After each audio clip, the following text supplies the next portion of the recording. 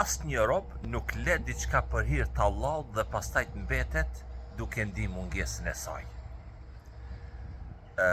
Zemrat që heqin dorë nga gjanat për të fitu kënaqësinë e Allahut, Allahu i lartësuar u zaventon me diçka që as nuk u merr mendja atyne.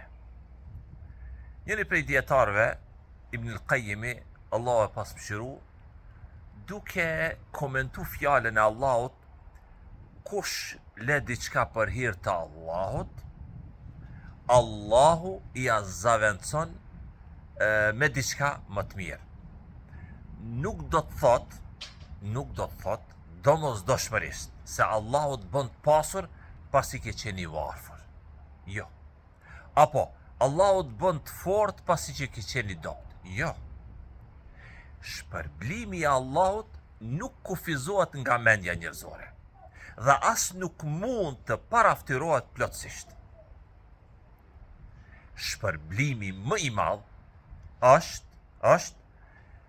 që Allahu dhuron afërsinë e tij, dashurinë për Allahun dhe lidhjen e fortë me Allah.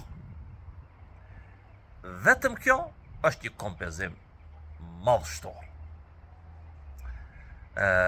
Zemrave që lanë gjithçka për hir të Allahut, Allahu a shton dhuntin e tij. Për shembull, Sulejmani a.s. ka hiq dorë nga ajo që kishte preokupu dhe e kishte largu nga përmendja Allahut. Çka ndodhi? Prandaj Allahu i zaventsoi me erën që lëviste sipas urdhrit të tij. Këtë vend do të shkoj era e parë e Sulejmanit a.s. Shembulli tjetër, disa muhaxhirët lanë vendligjen dhe dheun e tyre për ta fituar kënaqësinë e Allahut subhanahu. E Allahu u dha atyre çka? Sundimin dhe përhapjen e Islamit shumë vende të tokës. Asnjë rob nuk le diçka për hir të Allahut e pastaj të mbetet duke ndi humbjen e saj.